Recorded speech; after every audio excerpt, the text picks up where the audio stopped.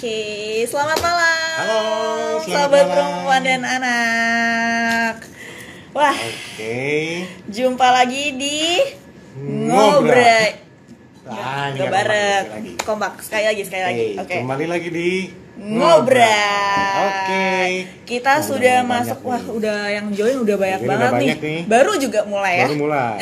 Udah banyak. Oke. Kita jumpa lagi di Ngobrai. Kita udah masuk di episode ketiga ya. Betul, malam ini itu Ngobrai episode 3.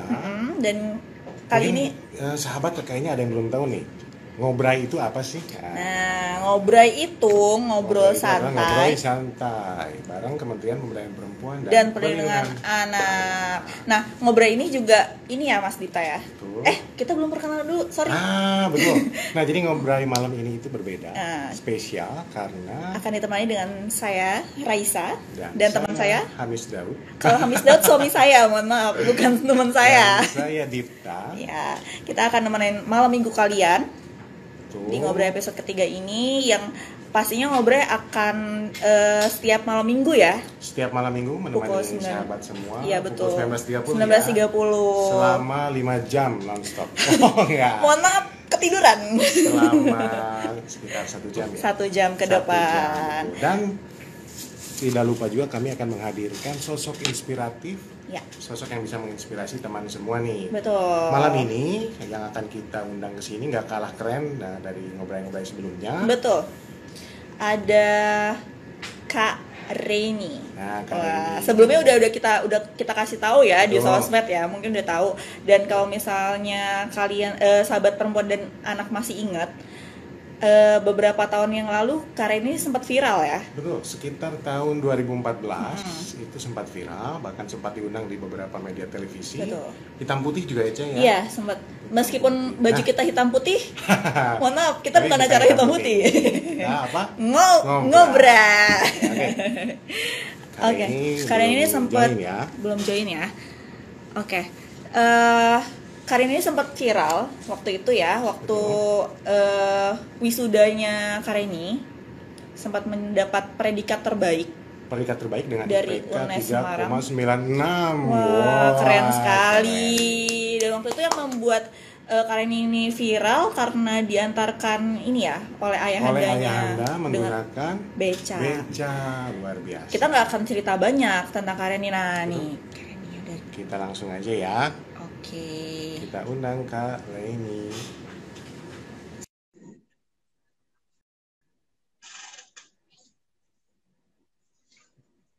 Oke. Wah, ini yang bergabung udah banyak banget. Buat kalian yang mungkin punya pertanyaan seputar Kak Reni atau seputar teman-teman, boleh silakan disematkan. Oke, ini Kak Reni sudah bergabung sama kita nih. Halo, Kak Reni. Kok kita kuning-kuning? Iya, kita makan ya, Wak. Iya, makan nih kita. Oke. Kak Reni apa kabar, Kak? Kak Reni apa kabar? Kita panggilnya apa? Kak Dipta sama Kak Raisa. Apa ya? Raini aja. Oke, pakai Raini aja. Raini gitu. Baik ya, sehat ya di sana? Iya, sehat Kak Raisa, Kak Dipta. Makasih banyak atas undangannya, kesempatannya untuk bergabung. Iya, lagi sibuk apa nih? Lagi sibuk apa nih Kak Reni nih? Sibuk apa ya? Kalau mahasiswa tentunya belajar, Kak. Wah, luar biasa. Ini pasti akan sangat menginspirasi ya malam ini ya, ngobrol-ngobrol dengan Reni nih. Kak Reni siap? Siap. Jadi malam ini kita punya sekitar 100 pertanyaan. Waduh, guru ini lulus S3. Terlalu banyak. Nanti ada 3 pilihan bantuan. Jadi kita santai aja, Kak. Ya, kita santai-santai aja. Ngobrol santai. Oke. Santai. Ngobrol santai. Santai. Betul, udah bisa. Sudah bisa. Nanti cocok gantiin aku, Zan. Nah, ya boleh switch ya. Nah, Oke. Kak Reni, sebelum kita nanya-nanya seputar Kak Reni, kita mau ngasih tebak-tebakan nih ke Kak Reni nih. Kira-kira Kak Reni Aduh. tahu nggak Hari Anak Nasional itu ada di tanggal berapa? Nah, Kalau nggak salah 23 Juli apa ya? Betul sekali. betul. Jadi ngobrol kita ini juga memang rangkaian dari Peringatan Hari Anak Nasional. Atau yang sering disebut dengan HAN. Han, betul. Cuman karena kita tahun ini masih dalam masa pandemi, Kak, jadi kita merayakannya nanti akan secara virtual memperingatinya. Jadi untuk 24 Juli ini kita akan merayakannya secara virtual dengan konsep Gembira, Festival Gembira di Rumah. Oke. Nah, setelah ini kan udah banyak yang bergabung, kita langsung aja ya ngobrol-ngobrolnya. Oke, kita langsung ngobrol aja ya. Karena ini dulu itu sekitar tahun 2014 ya. 2014 itu kita tahu kan. Iya. Karena ini itu wisudanya di Universitas Negeri Semarang diantar oleh Ayahanda menggunakan beca ya. Apa sih yang terpikirkan waktu itu kan? Ya tentunya karena pertama profesi dari bapak saya, dan yang kedua dan saya sangat bangga dengan beliau, dan tentunya pada saat itu alhamdulillah dapat kesempatan menjadi wisudawan terbaik juga. Jadi nggak nyangka juga terus karena itu adalah sebuah kesempatan yang berharga.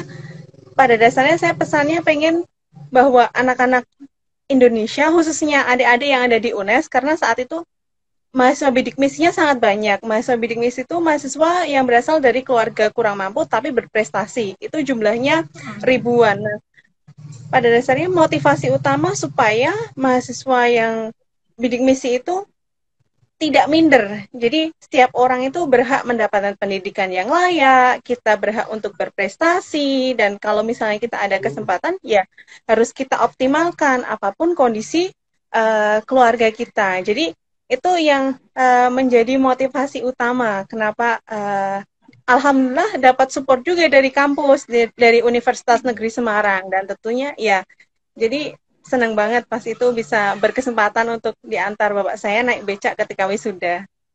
Tentu itu langsung viral ya waktu itu ya. Ya, itu seperti tidak nyangka ya Mbak, kayak ada invisible hand kayak gitu. Jadi ya saya nggak nyangka kalau misalnya viral, karena waktu itu saya nggak terlalu membuka HP. Nah ternyata teman-teman pada menghubungi, ini viral. Oh iya, saya tidak paham tentang viral kayak gitu. Jadi ya saya bersyukur semoga bisa bermanfaat untuk masyarakat luas aja kayak gitu. Amin. Betul. Dan kalau beberapa orang lihat kayak ini seperti kisah Cinderella ya. Iya betul. Sahabat Rumah dan Anak juga pasti udah tahu ya prestasinya Kak Reni, bisa dapat beasiswa PDP segala macam. Dulu tuh sempet kebayang nggak sih Kak sampai bisa kuliah gitu, sekolah di Birmingham. Mungkin awalnya khawatir nggak bisa kuliah sampai akhirnya punya gelar doktor ya. Betul ya, sampai dapat beasiswa PDP dari UK. Iya, University of Birmingham. Kampusnya Kate Tentu Middleton. nggak nyangka. Iya, nggak nyangka banget, Mbak. Tentu nggak nyangka banget Kak Brita, Kak Raisa kayak gitu. Karena saya pun dulu nggak terbayang bisa bisa kuliah S1 kayak gitu. Terus alhamdulillah ketika di UNES itu diberikan motivasi, dapat banyak hal, kita harus punya target dan lain sebagainya. Nah, kebetulan saat itu juga salah satu beberapa kakak tingkat itu ada yang kuliah ke luar negeri. Jadi kayak setelah ini saya pengen kuliah ke luar negeri kayak. Nah, ternyata ya dapat kesempatan ada beasiswa, terus ketika daftar beasiswa pun meskipun awalnya tidak diterima, alhamdulillah setelah beberapa kali mendaftar, alhamdulillah keterima kayak gitu. Jadi nggak nyangka banget saat itu. Nah, sekarang pada dasarnya saya masih studi, jadi gelar doktornya belum. Jadi mohon doanya sih, semoga diberikan kemudahan kayak gitu. Semoga segera selesai. Ya. Amin. Semoga dilancarkan ya Kak. Terima kasih. Nah terus kalau bisa dibilang kan saat itu secara latar belakang keluarga kan tidak banyak pilihan ya Kak ya. Cuman nih Kak Reni kalau kita lihat tuh tetap gaspol gitu belajarnya. Tetap tancap gas, ya kan? tetap semangat. Mungkin Kak Reni bisa sharing nih buat sahabat perempuan dan anak biar kita tuh belajarnya tuh tetap semangat, tetap tancap gas gitu meskipun dengan apalagi kondisi di masa pandemi seperti ini ya, karena banyak sekali adik-adik kita yang mulai jenuh belajar. Jenuh belajar di rumah. Nah, apa nih kira-kira motivasi dari Kak Reni? Oke, tentunya untuk sahabat perempuan dan anak, pada dasarnya kita semua berhak mendapatkan akses pendidikan seluas-luasnya, tidak terkecuali gender, baik laki-laki ataupun perempuan. Lalu baik yang dari keluarga yang mampu maupun dari keluarga yang tidak mampu secara ekonomi, kayak gitu. Karena banyak kesempatan, apalagi ada namanya berbagai jenis beasiswa ataupun dukungan-dukungan. Kalau kita punya impian, pada dasarnya kalau saya tuliskan awalnya Mbak. Jadi awalnya saya tuliskan, lalu dari saya tuliskan itu saya minta doa restu dari orang tua. Nah, dari doa restu orang tua itu menjadikan apa ya? Menjadikan kita semangat untuk mencapai target-targetan kita kayak gitu. Nah, dari situ kita berjuangnya dari targetan itu kan membuat kita berjuang untuk mencapai kalau misalnya ada targetan ini, nah kita bagaimana mencapainya, itu kan kita bisa membreakdown syarat-syarat seperti apa, lalu kalau misalnya tentu tidak langsung berhasil kayak gitu. Nah dari situ saya alhamdulillah ada kedua orang tua kakak saya yang sangat luar biasa. Kalau misalnya saya belum berhasil, tentu kadang nangis kayak gitu. Nah itu biasa ya. Nah tapi orang tua selalu mengajarkan. Nah, tentu Tuhan punya jalan yang terbaik untuk kita kalau misalnya kita berusaha dengan semaksimal mungkin, berdoa dan menyerahkan hasilnya pada Yang Maha Kuasa. Jadi dari situ membuat saya bangkit lagi kayak gitu. Jadi sedih jangan dibiarkan lebih dari 1 kali 24 jam kayak gitu. Nah tuh keren. Inspirasi buat sahabat perempuan dan anak tuh ya. Itu jangan dibiarkan 1 kali 24 jam. 1 kali 24 jam. Kalau 2 kali 24 jam melapor Pak RT ya. Wajib lapor Pak RT. Jadi kalau yang aku tangkap itu pertama kita harus punya target. Punya target ya Kak ya. Lalu ada yang menarik adalah doa restu dari orang tua atau orang-orang tersayang ya. Yeah. Ini penting sekali nih untuk memotivasi kita semangat belajar. Karena apapun usaha kita tanpa doa restu orang tua akan menjadi sia-sia kayak. Betul sekali. Iya. Luar biasa. Mulai mengeluarkan air mata kan nih. Sudah berkaca-kaca rasanya. Nah, terus Kak ada beberapa ini juga nih di media sosial akhir-akhir ini ya. Katanya tuh ada pro kontra juga bahwa privilege kesuksesan itu juga sangat dipengaruhi oleh latar belakang ekonomi keluarga gitu. Bahkan kalau kata netizen kalau udah cantik ganteng dari kaya ya 80% masalah hidup kelar gitu ya kan? Ya. Nah kalau menurut Karen itu gimana tuh tanggapan Karen? Sering banget ya Mbak kalau 80% masalah hidup kelar kayak gitu udah selesai dong hidupnya. Iya. Ya, kalau menurut saya itu kan ada kaitannya, misalnya kita punya tujuan, kita ada tujuannya. Nah, pada dasarnya kalau tujuan utamanya adalah misalnya kesuksesan, tentu kita punya definisi kesuksesan masing-masing kayak gitu. Nah, indikatornya kita yang masing-masing individu punya indikator masing-masing karena nggak bisa disamakan satu sama lain. Mungkin kalau dalam hal ekonomi, kalau kaya tentu ukurannya dalam currency, mata uang. Nah, kalau misalnya kebahagiaan nggak semuanya bisa, meskipun faktor ekonomi menentukan, tapi nggak semuanya menentukan, dipengaruhi dari kondisi ekonomi. Nah, jadi kalau saya sendiri, saya menganggap saya juga termasuk dalam hal, meskipun dalam kondisi ekonomi kedua orang tua saya hanya cukup seperti itu, jadi saya tentunya masih punya privilege, yaitu privilege-nya ketika kita punya energi untuk terus berusaha. Itu juga privilege tersendiri bagi saya, karena tidak semua orang mempunyai energi untuk terus berusaha, untuk terus tumbuh. Kalau misalnya kita dapat kritikan juga kita harus legowo kayak gitu. Tentu saya bersyukur sekali karena mulai dari kayak meniti dari selangkah demi selangkah dari tangga yang paling bawah itu tentu adalah sebuah kenikmatan tersendiri untuk mencapai puncak yang lebih atas seperti itu. Wah, ya, jadi saya percaya bahwa ikhtiar itu pasti. Ya. Ya, dan saya percaya bahwa ya setiap individu punya privilege-nya masing-masing, tergantung kita menyadari atau enggak privilege itu. Dan ikhtiar, usaha itu tetap kerja keras, siapapun juga kerja keras. Tak terkecuali orang yang cantik ataupun kayak mereka tentu juga kerja keras. Nah, kita gimana kita kerja keras, kita harus kita ekstra. Kalau ordinary harus kita tambah extraordinary gitu. Ordinary. Wah. Betul. Jadi salah ya kalau misalkan kesuksesan kita itu ditentukan oleh faktor ekonomi, apalagi faktor ganteng-gantengnya kita ya. Iya, betul. Karena yang terpenting itu tadi apa? Tekad yang kuat. Tekad yang kuat. Dan kita nikmati prosesnya. Betul. Serta jangan lupa bersyukur gitu ya. Jangan lupa bahagia juga. Jangan lupa bahagia, itu yang terpenting. Karena banyak orang sukses menurut banyak orang, tapi dirinya tidak bahagia. Nah, betul. Iya, betul. Oke, masuk kita 50 pertanyaan. Masih siap ya? Ini ngobrol atau CPNS. Oh ya, kita juga mau ingetin nih buat sahabat rumah dan anak, kalau punya pertanyaan-pertanyaan ya, untuk Kak Reni bisa dimasukin di kolom komentar. Bisa langsung saja ya. Boleh di sini. Oke, lanjut. Mas Tita. Nah, tahap kehidupan Kak Reni saat ini nih pasti nggak lepas dari pola asuh orang tua ya? Betul, dari pola asuh orang tua, dukungan orang tua. Dukungan orang tua yang tadi Kak Reni bilang kan, doa restu orang tua pasti sangat penting, sangat berpengaruh ya. Betul. Nah, dan kita ingin tahu nih, dan teman sahabat perempuan dan anak juga pasti ingin tahu bagaimana sih dulu perjuangan ayahanda dan ibunda Kak Reni dalam mengantarkan Kak Reni hingga sekarang itu bagaimana sih? Boleh sedikit cerita. Ya, saya sangat bersyukur Pak, karena kedua orang tua saya itu sangatlah sabar, tentunya sabar.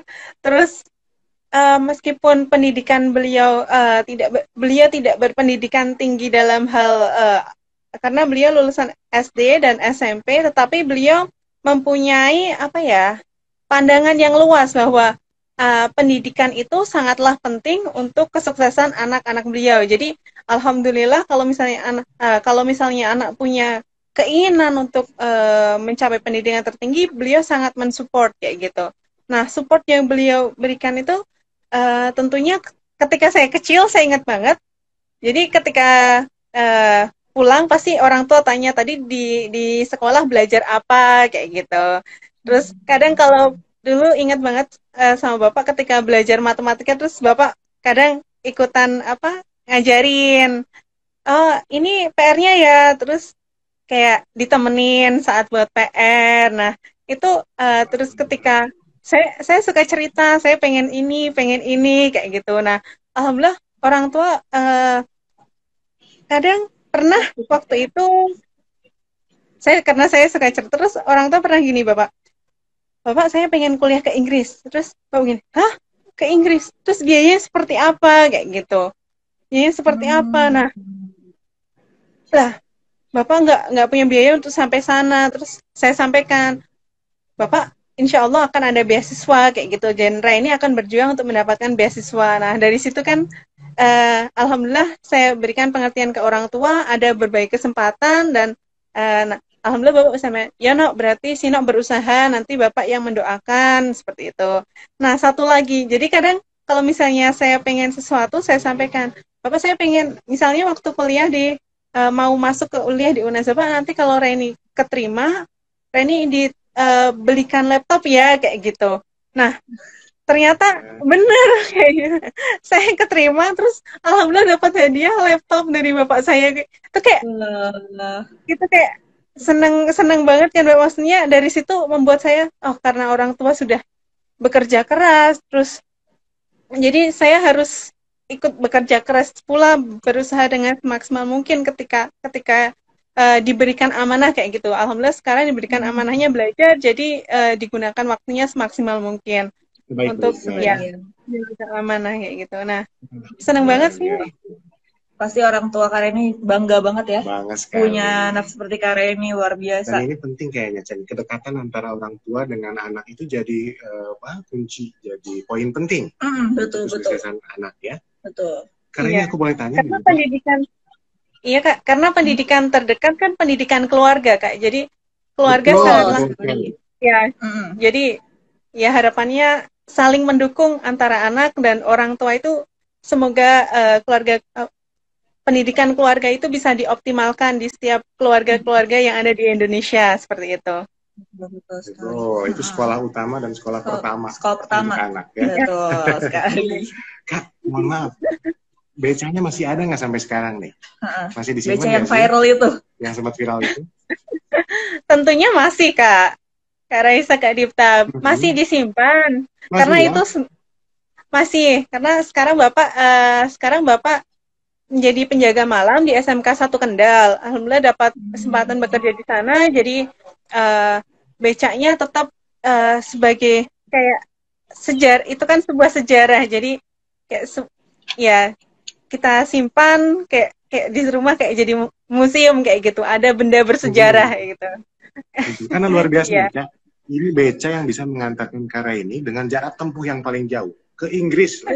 Iya, betul ya? Iya, luar biasa loh. Iya. Nah, ngomong Inggris, kita jadi penasaran nih.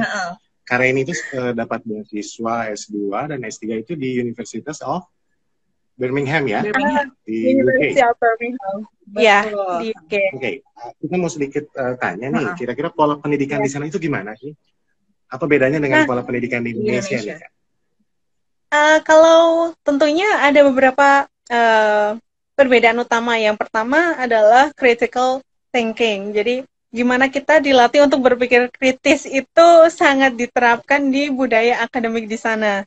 Jadi kalau misalnya di sini pertanyaan A lalu dijawab sama, itu di sini kan benar 100 kayak gitu. Kalau di sana pertanyaannya kalau ada pertanyaan kita harus bisa memberikan penjelasan yang lebih detail terkait jawabannya. Jadi kayak kita harus punya argumen kita, argumen orang lain seperti apa, argumen kita seperti apa. Jadi beradu argumen itu biasa, hal yang biasa. Dan kita memang diajarkan untuk saling bertoleransi antar dalam budaya akademik itu sangat dijunjung tinggi kayak gitu. Kita harus legowo menerima apa yang orang lain sampaikan ke kita, criticize dari orang lain itu seperti apa. Kita harus benar-benar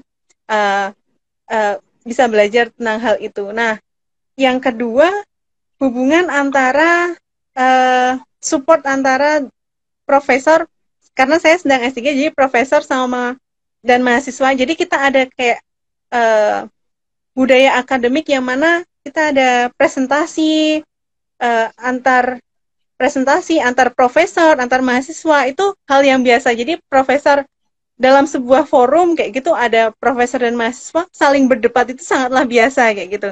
Jadi senang banget karena dan ketika kita kadang nonsen pendapat kita kadang menurut kita itu pendapat kita kurang banget kayak gitu, tapi profesor tetap memberikan apresiasi dan memberikan beberapa hal yang bisa kita improve.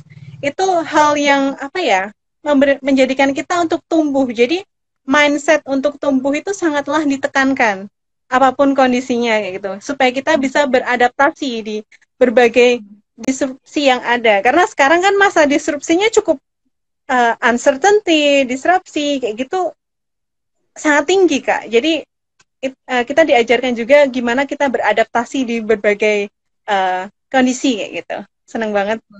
Ya. Wah, jadi pengen ke sana nih. Jadi pengen nih. Amin ya. Buat nyusul Kareni. Nyusul Kareni. Doakan kami untuk bisa menyusul Kareni ya, Kak. Berarti total berapa tahun ya, Kak, di UK? Jadi waktu S2 itu programnya 1 tahun, Kak. Jadi setelah S2 saya bekerja di UNES sebagai dosen selama 2 tahun, lalu saya melanjutkan S3. Ini tahun kedua. Jadi program S3 itu 4 tahun. 4 tahun, saya baru tahun kedua. Mohon doanya ya, semoga lancar semuanya. Semoga lancar, pasti lancar. Nah, kira-kira dalam kurun waktu segitu tuh pernah ada kesulitan beradaptasi nggak sih Kak pertama-pertamanya dengan pola pendidikan di sana? Tentunya lumayan banyak, Kak. Apa Yang aja tuh pertama kira-kira tuh?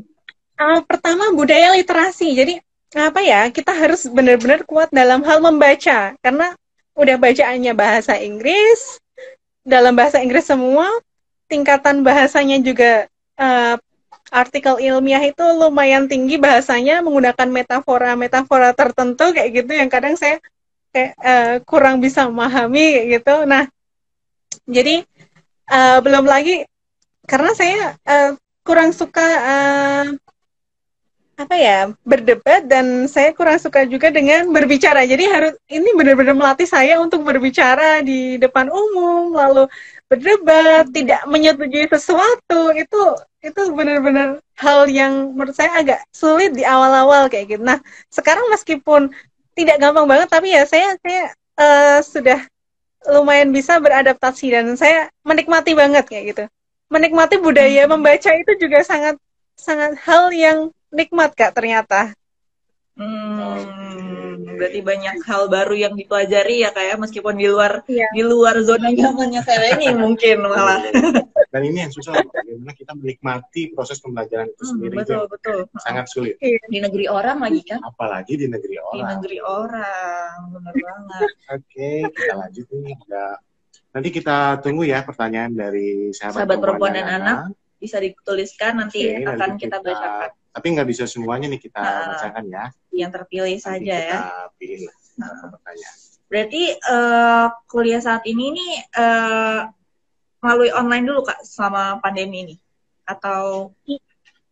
Ya, jadi kuliahnya saat pandemi ini online karena kampus ditutup kan Mbak. Jadi kampus tutup, kita belajarnya tetap online. Tapi alhamdulillah meskipun online masih bisa termanage karena sudah ada learning system, learning management system yang memadai dari kampus.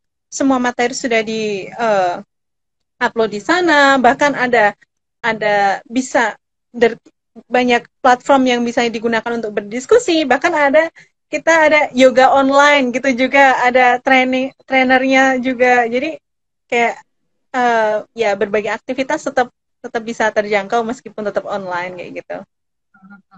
Tetap efektif ya. Iya, tetap ya. Kita punya beberapa pertanyaan nih.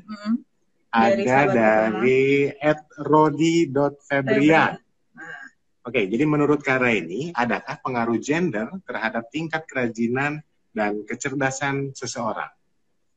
Oke. Menarik ya ini pertanyaannya. Pengaruh gender nih. Pengaruh gender nih. Ya, sebenarnya tergantung karena tingkat kecerdasan ketika kita lahir tentu berbeda-beda. Jadi misalnya saya dan teman saya, ada teman saya laki-laki itu dia cerdas banget kayak gitu.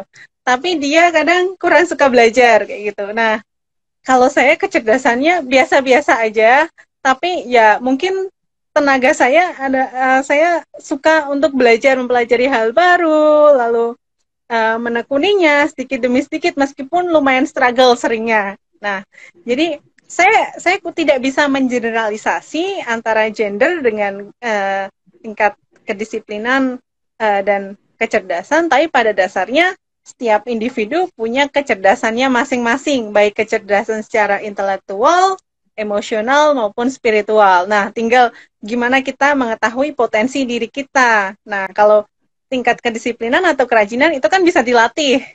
Jadi mana hal yang gifted, mana hal yang bisa dilatih, itu kita harus bisa mengetahui kayak gitu, Kak.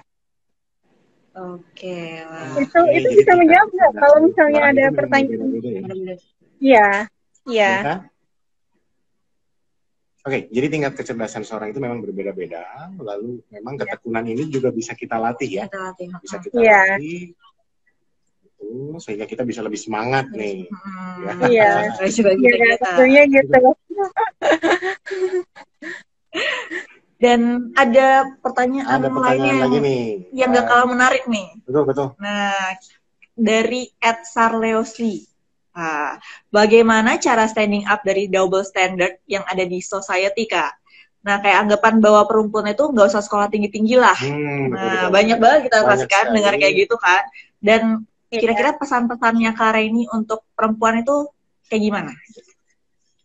Ya, itu pun pernah terjadi kepada saya. Jadi ada seorang menyampaikan gini, nah ini kenapa kamu kuliah tinggi-tinggi? Toh kalau perempuan kan nanti kembalinya ke dapur atau dan lain sebagainya. Maksudnya ya hal yang dikonotasikan adalah aktivitas untuk perempuan seperti itu. Tapi pada dasarnya kalau pandangan saya ya setiap orang punya hak yang sama, baik melakukan berbagai aktivitas sesuai dan hak yang sama untuk meraih cita-citanya kayak gitu. Jadi kalau misalnya perempuan itu berpendidikan tinggi itu tidak bisa dioptimalkan, nah pada dasarnya seorang anak itu lahir dari rahim seorang perempuan. Jadi tentunya kalau misalnya perempuan yang cerdas akan melahirkan anak yang harapannya anak yang cerdas bisa mendidik seorang anak itu menjadi generasi yang cerdas pula. Jadi itu hal yang skop paling lingkup paling kecil. Nah, lalu setiap perempuan juga, apalagi di Indonesia, setiap perempuan bisa mengoptimalkan karirnya masing-masing. Jadi dengan tetap bisa menjaga keluarganya. Nah, itu gimana kita bisa melihat sesuatu dari sisi dampak positif atau negatifnya dan kita bisa menyeimbangkannya. Jadi memang banyak konotasi-konotasi negatif, tapi gimana kita mengambil konotasi negatif itu lalu kita mengoptimalkan apa yang ada dari diri kita dan tentu harus bisa menegosiasikan juga dengan orang-orang yang sekitar kita kayak gitu. Betul, Nah, betul, gitu. betul. Nah, itu kan bicara tentang perempuan ya Mas Dita ya. Nah, kan kita nih sekarang dalam rangka menyambut Hari Anak nih. Nah, kira-kira Kak Raini tuh punya impian gak sih buat anak-anak Indonesia? Khususnya kan setiap anak Indonesia tuh berhak gitu, punya mengakses pendidikan yang sama gitu. Kak Raini punya impian gak sih kira-kira? Harapan untuk anak Indonesia. Ya, tentunya banyak harapan Kak untuk anak-anak Indonesia kayak gitu. Nah, yang pertama tentu harapannya generasi muda baik itu yang masih anak-anak ataupun yang pada usia remaja itu juga berhak untuk mendapatkan akses pendidikan seluas-luasnya dengan kualitas yang sebagus-bagusnya. Jadi karena pada setiap jenjang tahapan usia anak itu mereka punya seperti golden age kayak gitu. Jadi ada usia-usia emas anak yang dapat dioptimalkan. Harapannya setiap anak itu bisa mengoptimalkan usia-usia tertentu, usia-usia itu. Jadi dengan apa ya? Karena kalau enggak itu akan menjadi kita kan negara Indonesia mengalami bonus demografi. Kalau misalnya tidak dioptimalkan, bonus demografi itu akan menjadi bencana bagi negara Indonesia pula. Jadi harapannya dan anak-anak Indonesia bisa mendapatkan haknya untuk mendapatkan pendidikan yang berkualitas seluas-luasnya, bisa menjadi generasi yang cerdas, apalagi era ke depan tantangannya lebih banyak, mempunyai skill-skill yang diperlukan sesuai dengan potensinya masing-masing. Karena setiap anak itu kalau menurut saya tidak bisa disamakan. Karena mereka punya keunikan masing-masing. Itu yang patut dieksplorasi lebih lanjut kayak gitu. Kalau misalnya kita tahu potensinya secara optimal, tentunya bisa memaksimalkan. Nah, yang tentunya yang ketiga itu pendidikan tinggi juga penting karena karena misalnya jumlah dokter di Indonesia itu rasionya masih tertinggal daripada negara-negara maju yang ada di dunia kayak gitu. Jadi ada anak yang potensinya itu berbeda-beda. Jadi masing-masing anak harus harapannya bisa mengetahui potensinya masing-masing. Nah, itu saya sangat berharap seperti itu. Jadi bisa dioptimalkan. Itu harapan yang utama banget sih, Mbak. Karena ya harapan dari Raini tadi tersampaikan ya untuk anak-anak Indonesia, sahabat rumah dan anak. Betul. Apa ini Mas? Masih ada pertanyaan lagi dari sahabat rumah dan anak ya? Ya betul. Sekarang dari Rivinera. Oke, Kak Reni, pernah nggak sih merasa di posisi paling down, merasa di posisi paling sulit? Lalu bila iya, apakah ada nih tips dan trik dari Kak Reni untuk bangkit kembali? Ah, itu kayak mengulang masa-masa yang sulit ya, Pak. Maksudnya mengingat kembali masa-masa sulit ya. Ya, tentunya kalau kita mau naik kelas, kita kan ada ujiannya ya, Mbak. Kayak gitu. Betul banget. Sayangnya kalau ujian kehidupan itu nggak ada contekannya. Kalau ada contekannya kan enak. Dulu semua ya. Nggak bisa nyontek ya. Enggak, iya, itu bercanda aja. Ya, basically tentunya banyak hal yang misalnya dalam hal bahasa. Saya tahu bahwa kemampuan bahasa saya mungkin masih apa ya? Tertinggal dibandingkan anak-anak yang lain kayak gitu. Jadi kemampuan bahasa saya butuh ekstra banget untuk diimprove. Nah, untuk bisa kuliah ke Inggris, tentu bahasa Inggris syarat yang paling utama. Nah, saya berusaha tes itu ada tes namanya tes IELTS itu beberapa kali saya belum berhasil saat itu.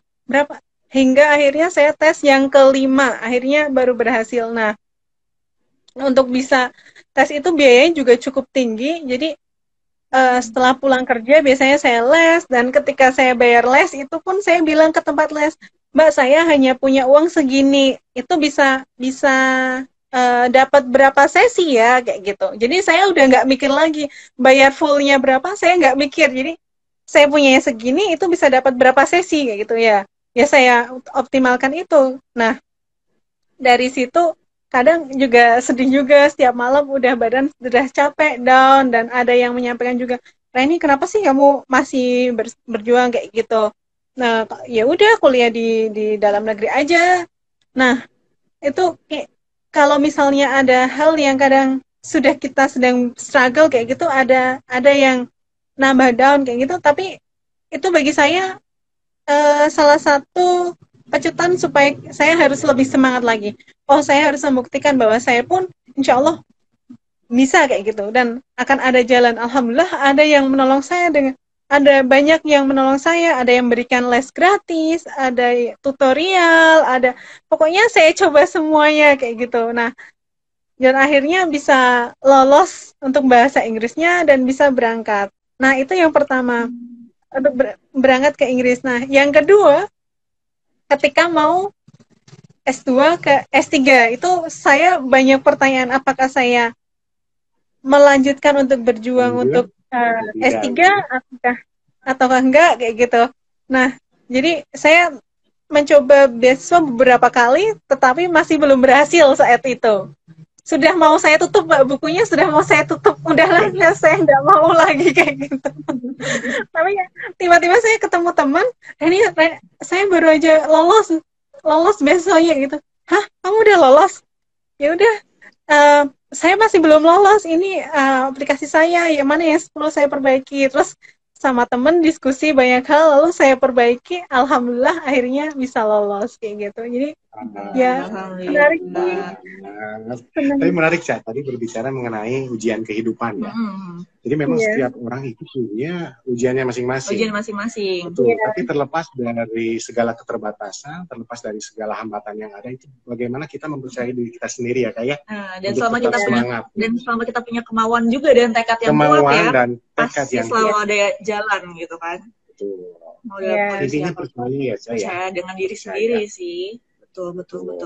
Terus karena ini kira-kira setelah selesai dari University of Birmingham ini, Kara ini punya rencana apa nih dalam hidup? Kalau tadi kan kita ngomong masalah ujian hidup nih, rencana hidup nih ke depan pengennya gimana sih? Apakah kembali lagi ke Indonesia ataukah seperti apa? Tentunya dong, Mbak. Tentunya kembali lagi ke Indonesia. Ini kan tanah air kita. Nah, untuk rencana ke depan, kasih tahu nggak ya kayak gitu? Kasih tahu nggak? Kasih bocoran lah. Bocoran dikit lah, teaser.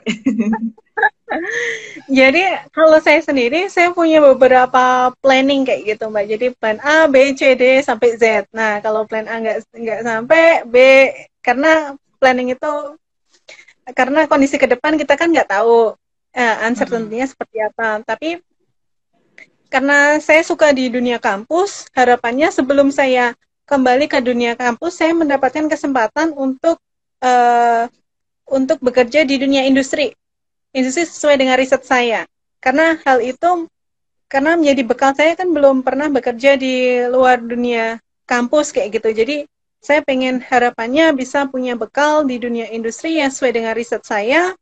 Jadi ketika saya kembali ke dunia kampus, sudah benar-benar mengetahui di kenyataan seperti apa dan secara teori seperti apa. Jadi ketika melakukan riset atau mengajar dan bersama mahasiswa kayak gitu, itu bisa, ataupun melakukan pengabdian kepada masyarakat, itu bisa secara apa ya, kafah kayak gitu, secara benar-benar bagus kayak gitu, optimal. Tentu kita pengen memberikan sesuatu dengan optimal, seoptimal-optimalnya kayaknya, seperfect-perfectnya Mas.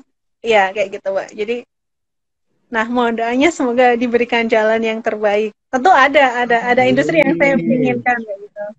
Ya. Amin. Apapun semoga segera terwujud ya Kak. Semoga terwujud dan dilancarkan. Amin. Terwujud pada saat yang tepat, Kak. Terwujud pada saat yang tepat. Itu akan lebih baik karena saat yang tepat itu kita nggak tahu time zone kita kan. Kayak mainan time zone. Betul. Masing-masing ada waktunya punya zona waktu ya, sendiri. Ada waktunya, iya. Tapi berbicara mengenai planning, banyak dari sahabat perempuan anak itu kadang kesulitan memang untuk menentukan target atau untuk menentukan tujuan, betul ya? Betul. Ini kadang membuat kita jadi mudah patah semangat, mudah berputus asa. Apalagi kata netizen, rebahan lebih enak gitu. Apalagi sekarang sedang banyak rebahan. Gimana sih? Di masa pandemi ini ya, Kak? Iya, betul. Kalau rebahan makin banyak populasinya ya. Termasuk mending aku juga sendiri ya. Aduh, saya gimana nih? Ya. Gimana sih untuk tetap konsisten menjaga mencapai impian itu gimana sih?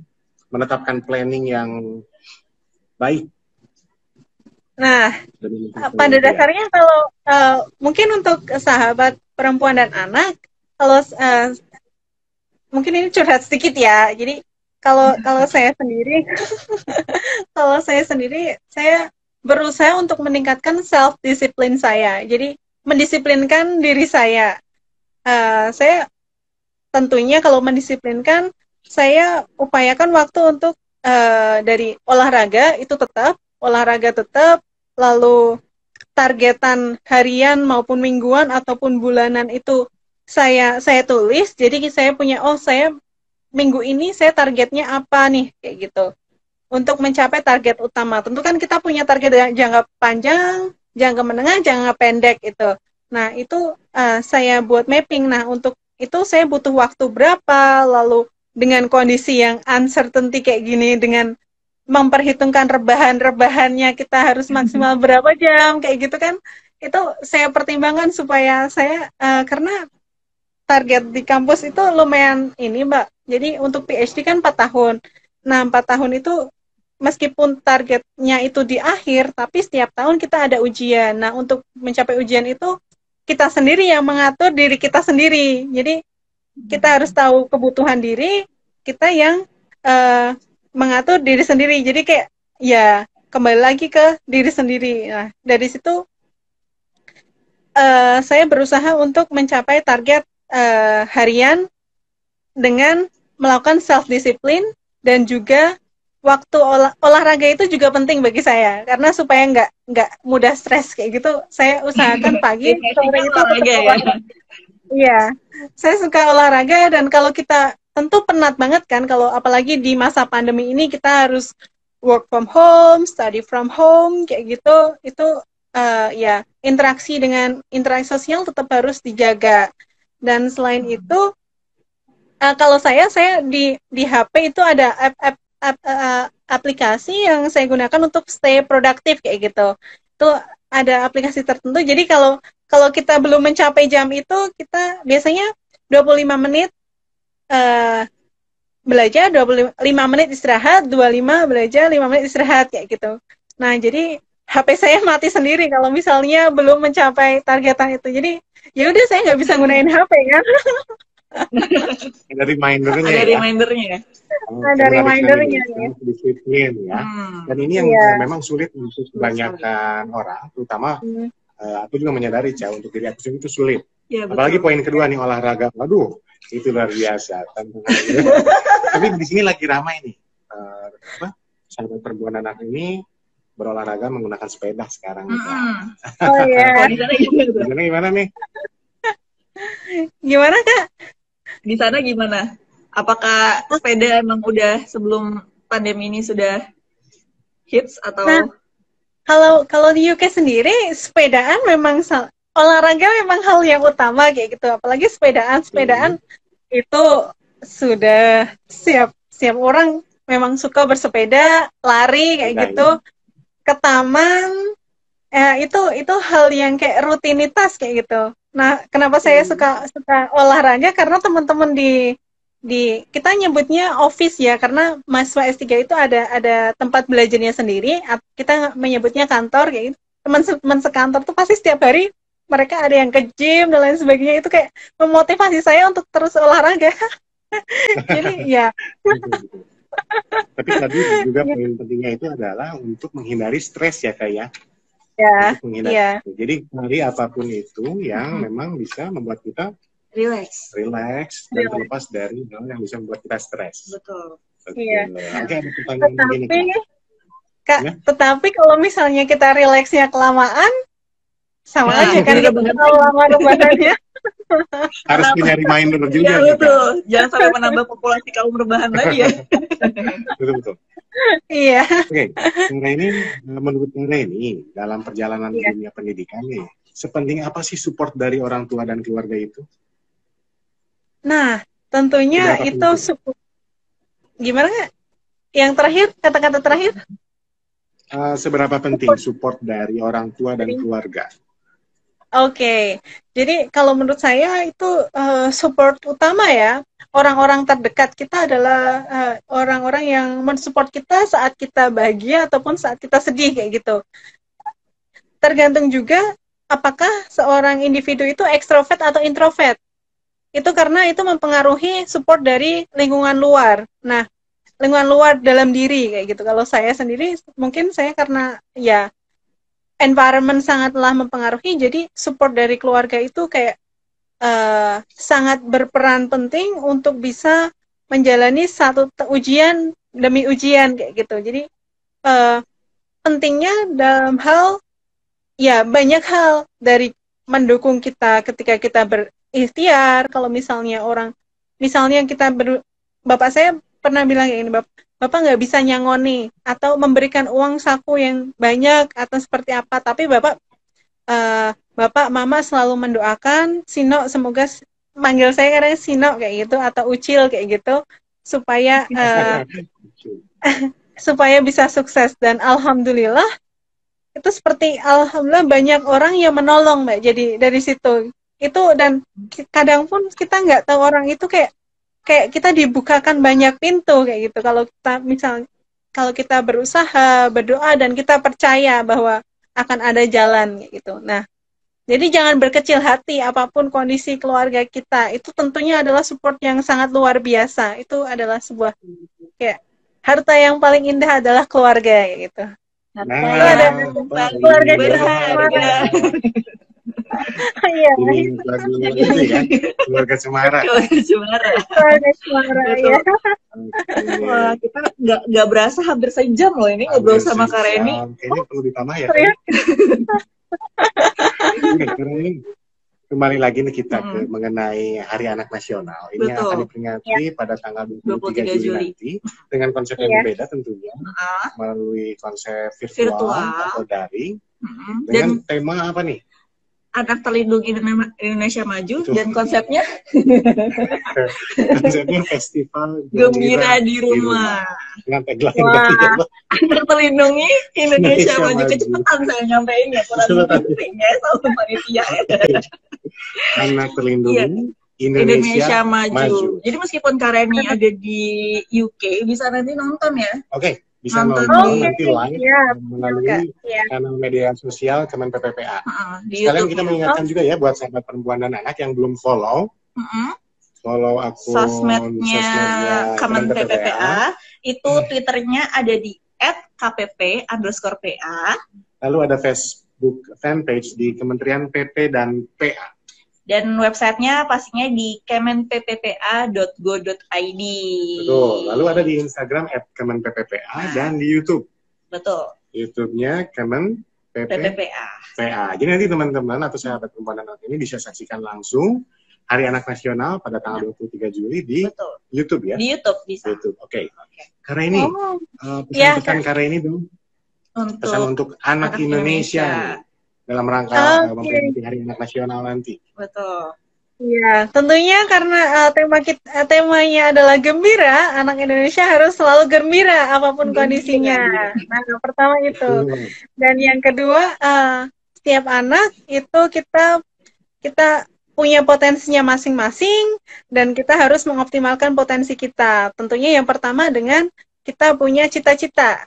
Dari cita-cita itu menjadikan kita untuk berjuang untuk mencapai cita-cita dan berusaha semaksimal mungkin, dan apapun kondisinya, khususnya dalam misalnya kita berasal dari keterbatasan dalam hal ekonomi, itu bukanlah penghalang bagi kita untuk mencapai cita-cita kita, karena akan banyak kesempatan terbuka lebar, ada berbagai dukungan, baik dukungan dari pemerintah, dukungan dari pihak-pihak luar, ataupun dari orang tua ataupun keluarga terdekat. Insya Allah kalau kita berusaha punya impian, insya Allah kalau kita berikhtiar dengan semaksimal mungkin akan tercapai pada saat yang tepat dan waktu yang tepat juga. Pada saat yang tepat dan waktu yang tepat. Betul. Oke, terima kasih Kak ini untuk motivasinya nih. Dan pesan-pesan yang sangat menginspirasi ya. Betul. Sahabat perempuan dan anak, terutama anak-anak yang sebentar lagi memperingati Hari Anak Nasional. Nasional. 2020. Oke. Betul. Jadi kalau kita simpulkan memang proses belajar itu berlangsung seumur hidup ya Kak ya. Iya, tentunya. Ini karena kita bukan bicara mengenai sekolah ataupun kuliah, bukan berbicara mengenai rapor ataupun ijazah, tapi bagaimana diri kita menjadi pribadi yang lebih baik. Betul. Iya. Kita harus berusaha lebih baik itu bukan dari orang lain, tapi dari diri kita sendiri ya. Betul ya? Iya, betul. Percaya dengan diri sendiri juga untuk menjalani proses hidup itu ya. Oke. Kita harus punya mindset untuk tumbuh, Kak. Mindset untuk tumbuh. Untuk mindset. Iya, mindset untuk tumbuh, berkembang, kayak gitu. Dari situ kita akan menikmati proses belajar. Nah, nikmati prosesnya. Dan jangan lupa bahagia. Jangan lupa bahagia.